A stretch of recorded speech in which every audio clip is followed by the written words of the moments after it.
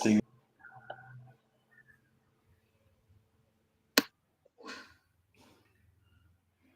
we're good to go. Awesome.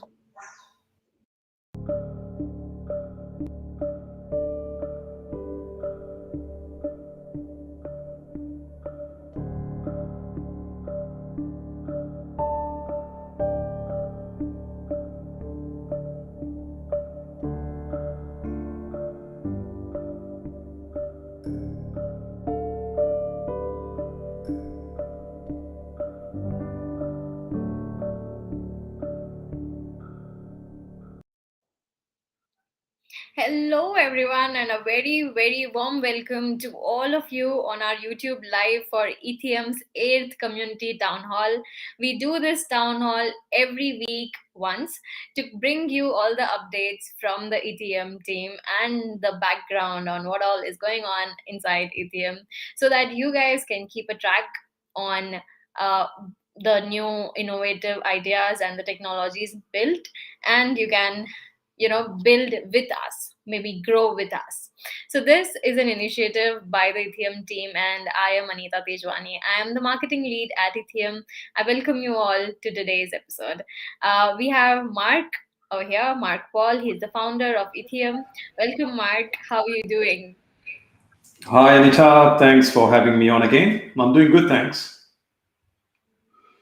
Great, Mark. So would you like to take up the mic for some updates for our community, and then maybe we can dive deep into taking questions from the community, which is obviously an interesting segment of our town hall.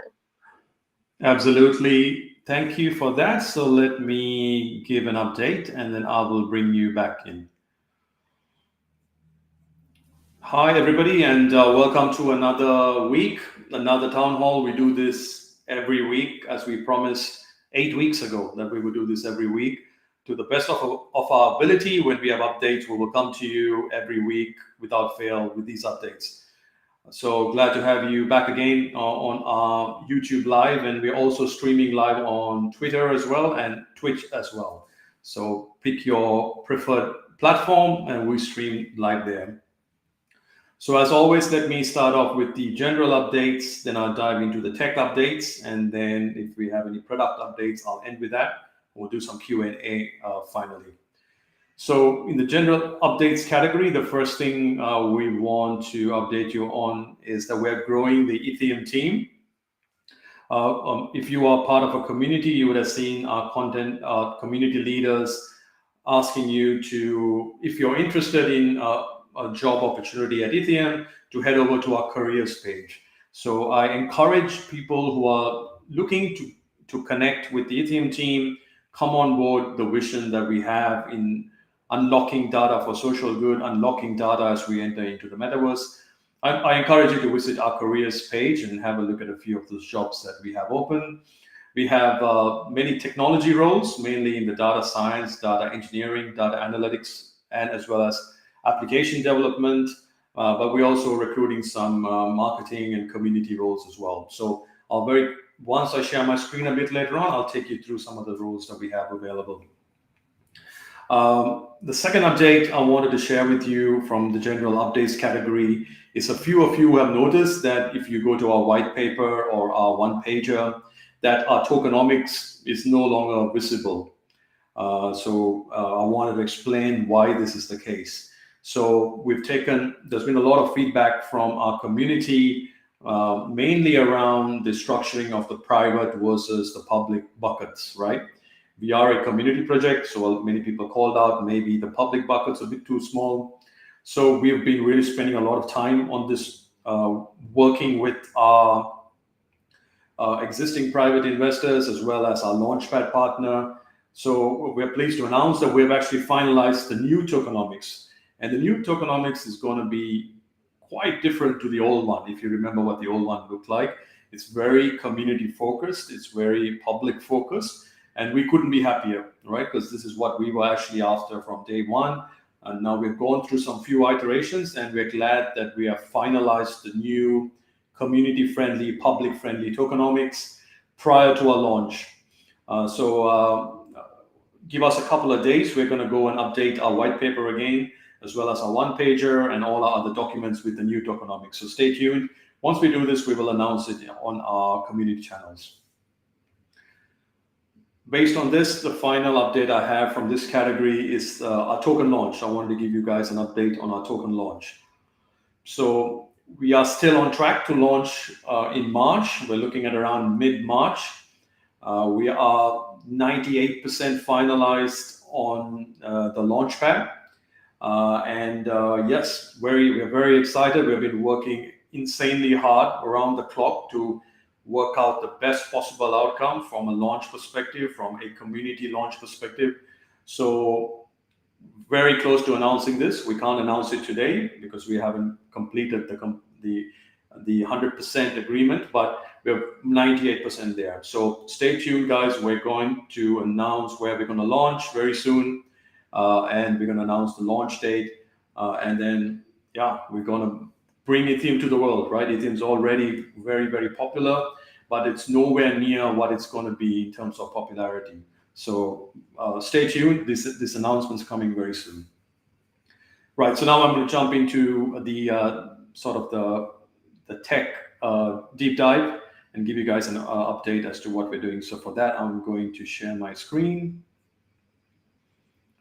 and I believe that should work. Perfect. Okay, so before I jump into the tech update, if you head into our website, itheum.io, and head to the bottom of our page, you will notice we have the careers section. So jump into that. If you're interested in a role at Itheum, and you can see all the available roles up here. We've got 4 roles we're recruiting at the moment. There are detailed job descriptions and a very few form fields you need to go to fill in. And then you can enter the next stage where we review all of your details, and then we get in touch with you for an interview. So that's the career section. Okay, so now I'm going to jump into the latest tech updates. So if you haven't already seen GitHub, I encourage you to go and check out all the code that we're writing. So github.com/Itheum. And if you enter into our data decks, which is our core protocol layer. So if you remember, we have 4 layers. We've got the multi-chain layer, the data decks, which is the core data protocol layer, the data metaverse, which has got the NFMe IDs in it, and our data cat. So I spoke about the data cat last week and how it enables the bridging of Web 2 data into Web 3. So today I'm going to talk about what happens when this data comes into the data decks. But before I do that, we had a significant release just 6 hours ago. In fact, we've been working on this for a few days. The release here is nothing visible on the front end, but is very important from what it enables. So I just want to walk you guys through that. So basically, we have upgraded our entire data decks to move out from a core library called Web3 into ethers.js. So why is this important, right? Well, previously, if you were using or testing our data decks on testnet, you had to use MetaMask. This was explicitly because we were using Web3.js. So from a technology point of view in Web3, the accounting system or the private key system, which is your identity, is explicitly linked to the node infrastructure or the provider. So this is quite an old way of how Web3 apps were built. Ethers.js solves that, and it breaks this connection apart. So your private keys and your wallet identity is now separate from your provider. Why is this important? Well, because we are multi-chain, and we don't want to have this sort of explicit tie-in to a specific wallet. We need to start looking at the other wallets, the wallet aggregators, and all of these things, and as well as non-Ethereum wallets, right? So we are working on Elrond, moving to the Elrond chain as our primary implementation, and we need to support the Elrond wallet. So we want to put in place the architecture that detaches the provider of the interaction with the blockchain nodes and the identity in terms of the private keys. So significant big upgrade. We just tested this and we released this. So you should not see any difference. At the moment, you can still log in with MetaMask, But the next release that's coming after this is we're gonna remove the MetaMask labeling altogether, and it's just going to say login, and you can log in through Wallet Connect. That will be the next release, where you can pick any wallet you want on your mobile and log into the DataDex through it. So we're not tied to MetaMask anymore. Once we achieve that, the next release that we're going to be announcing is the Elrond wallet integration. And that's going to let you log into our DataDex using your Elrond wallet. Very cool, very exciting for us, because that would be the work we've been working on from an architecture point of view, to move from just pure EVM to EVM and non-EVM in the same interface. You're using the same interface. Depending on the chain you log in, the feature set automatically adjusts. So that was the release I wanted to talk you guys through. If you want to see what else we're doing, just keep a track of the releases on our GitHub. So with that, I'll jump into the product updates.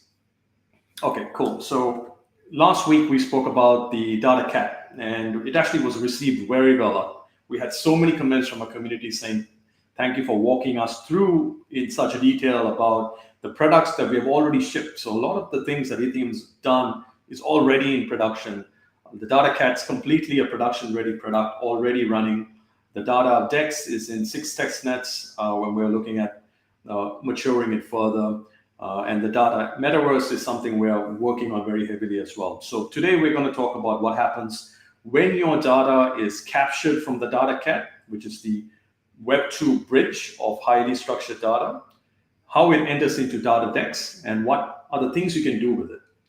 So in this case, I've gone into the Data Dex, and I'm going to be using the BSC testnet for this, just for this demo, but you can use any of the chains we support. And very soon you'll be able to use Elrond as well. So here I'm logging in with my wallet. And this should take me directly into the Data Dex. So effectively now I'm in that entire middle ecosystem, access to all of these tools, right? And the first thing you see is, I want to sell my data.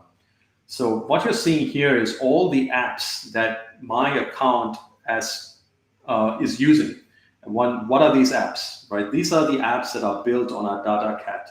And a Data Cat is a tool, as I was mentioning, that can build really highly structured, outcome-oriented data collection, personal data collection, and then lets you bridge it into Web3. So that's the Data Cat. And now we're in the Data Dex, and you can see these apps that you have joined. So what we're going to do is we're going to simulate a trade of this data. So let's just pick up a data set. We can pick up any data from the apps, and you can see that if I select this, it's pulled in the data. Depending on how much of data you have, you'll see the whole chunk of data here. But what I also wanted to highlight is that we're not limiting ourselves to only apps that are built on our Data Cat. We have this concept of data adapters. And data adapters let you suck in data from any sort of platform. It's a very powerful concept if you think about it. Because what we're saying is, if you want to build a really highly outcome-oriented data collection app, you can use a Data Cat. But it doesn't matter if you don't want to do it. We will allow you to suck in data from other apps and APIs. So that is what you see here at the bottom as an example. So in this case, I'm going to sell any arbitrary data set. So here, what I'm going to do is I'm going to upload a data set that I've got. So just very quickly, let me find a good data set. So I've got some sample data here. We are working very heavily with Axie Infinity data set. So I'm going to upload actually an Axie Infinity data set. So I'm going to say Axie data set for my playing activity. And you'll notice 2 ways that you can trade this data. You can trade it as a data pack. A data pack effectively means you're just going to trade it peer-to-peer, and you can do an unlimited supply. There's no resale here, and there's no royalties here. Or if I would like, I can actually trade this as an NFT, a data NFT, to be more specific. The powerful thing about a data NFT is that I can limit the copies of data that I want distributed, and I can attach a royalty to it. So if somebody were to resell this, then I get a royalty. And why is this important? Well, this is my XC data set for my player activity. Maybe I don't want everyone to own it, right? I recognize it's very valuable. I want people to own it, but if they resell it, I want a share of that trade. So that's why you sell it as a data NFT. And I'm going to show you guys how to do that at the moment. So we're going to pick data NFT. We're going to pick the price of the NFT in our Itheum token. And I'm going to generate the generative art wrapper. So we're going to stick to character convertible wrapper. So this is the generative art that's wrapped around it. We're also working on an art collectible wrapper. So character looks just, I'll show you what that looks like. Art is using generative art to also wrap your data. So that's also an interesting feature. I picked the terms of use. In this case, let's say I only want to do it for research, and I'm going to mint this data NFT. So notice that it's generated a very unique character based on the signature of the data, completely unique character. And I'm going to now approve this minting, or I'm going to mint this NFT. And you'll notice that it's already happening here. You can trace the transaction. And once this is done, so this is actually waiting for confirmation that it's been mined as well. So perfect. So that was super quick. And now we're going to advertise for sale as a data NFT. Perfect. So now that's actually minted the data NFT.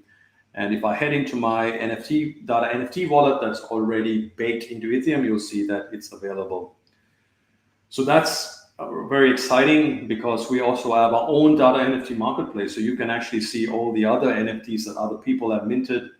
And I can literally see it's cross-chain as well. So I can see all the NFTs minted on other chains. And I can readily buy this in a secondary market if I prefer. So this is a sample data NFT that's minted by somebody else. So I can go in here and even buy it in Ether. The moment I buy it, it actually appears in my wallet. And once it's in my wallet, I have access to the data, exactly like this. So if I click on this, I can see the core data behind it. So that was one thing I wanted to show you. Before I go into any more sort of specifics, you kind of see a trend appearing here, and Itheum's focusing a lot on gaming and gaming guild data, because we see the incredible potential with the fast growing gaming ecosystem. So our data dex we're looking at how do we unlock data from gaming and gaming guilds, and how do we use our core tooling, right? Like our data NFT tooling, which I just showed you, our NFMe soulbound ID. So we want to link all this ID to your NFMe soulbound identity. So we'll show this probably later on. So that was the update for today. I'm going to now swap back, and we're going to bring Anita back in. And we're going to check with Anita if we've had any questions. Hi, Mark. This was very interesting. I'm sure these updates will help our community get to know us better. I would like to deep down into the questions right away because that is the most interesting piece of our town hall for now. Let's get into it. These are the questions we have gotten from our community on Telegram or on Discord. So, this is the chance that we give to our community members to reach out to us and directly get the answers from Mark. So, if you have any questions for the next community town hall, please drop them down on our Telegram and I'll just start. So, Mark, the first question is Itheum gonna support any micro gaming guilds to encourage gamers to generate data NFTs? Yeah, awesome question, and it kind of links to what I was showing just now. So Etheum's getting a lot of traction in the gaming space, and this is very exciting to us as a team because we've built this really powerful Web3 data analytics and collection platform. And then we wanted to make sure we have the biggest impact. So we looked at, okay, do we just do this in enterprise, in health, and all of these things? But we're like, no way. Let's look at Web3 gaming because everyone loves Web3 gaming. It's the fastest growing ecosystem, fastest growing community. And it's got this really wonderful community around it with people who want to kind of solve problems. work together as a community, right? So if you guys are gamers, if you guys and girls are gamers, you would realize that you can join a guild, you can join a macro guild like YGG or some of those big guilds, or if you prefer smaller connections, you can join a micro guild with a few players, more personalized approach. So what Itheum's been doing over the last many weeks is we're talking to all of these macro guilds and micro guilds, and we're starting to understand that there is a massive issue around unlocking data in this environment. Why is data important here? Is because let's just look at micro guilds for a moment. A person running a micro guild, has invested some of their money to buy some axes, in an example of Axie Infinity, and they're going to try to find players who can best play with their axes and then give them share the yield or the profits of the game, play with them. This is all a data-driven approach, right? Like, how does a micro guild manager know which players are going to generate the best yield for them, right? There's no concept now of like a player CV or the ability to see go to a directory and look at all the players and what they're doing. There are bits and pieces of it, but there's nothing that really makes it a seamless experience. For Itheum, this is just a problem of unlocking data and insights. And which better resource do we get the data from than the players? Like, if I'm a player and I have all this data that I have that I don't even know I have, right? Some of this on chain, some of this on Discord APIs, on Twitter APIs. I would love to just attach myself to a platform like Itheum and a product like NFMe, non-fungible meme, link all my data to it, and now I can trade access to my NFMe. So a micro guild owner or a macro guild owner can get access to your player data via the NFMe, and the NFMe facilitates the trade, right? So it's really powerful concept. So yeah, we are, to answer your question, working heavily with micro guilds. We're gonna do some products with them, and this is for us a problem we are more than equipped to solve because we have the very strong base technology, database technology already built. Great, Mark. So I think the next question is a follow-up question from someone. I think he is a gamer, he or she is a gamer. Can I form a channel with gamers on Etheum's Discord? Yeah, it's really awesome that we're getting so many gaming questions because that's an area we are so interested in as well. So yes, absolutely. So if you are, let's put it this way: if you are a gamer or if you are running micro guilds, we really want to talk to you, and you please come and just drop a message in Telegram or in our Discord and say that I'd like to start a specific group in Discord. I'm a gamer or I'm running a micro guild and I would like to kind of work with Itheum whilst we design these products, data products for micro guilds and gamers. And yes, we will absolutely allow it. Awesome. I think that's it for today's Q&A. Do you have any closing thoughts, Mark? I think the closing thoughts are around two items, like I mentioned before, that we get a lot from our community is our tokenomics and our public sale. As I explained, we've redone the tokenomics to be very community friendly, public friendly, and our public sale is on track for March. So stay tuned. There's going to be a lot of announcements that come up. In the meantime, I hope you can see that we still build. We're not just sitting around waiting for a token launch. We're still deploying software every week. We're still working on new products. We're still working on new use cases, new partnerships. Itheum is here to stay for the next 50 to 100 years, and we are setting that base up. So love having you guys in our community, and hope that you can grow with us into the future. So thank you for this week. Thank you so much, Mark. This was a great community town hall session, and I hope each one of you had equal interest and equal fun watching it. I think we'll meet again in the next community town hall next week. Thank Thank you you. all. Bye.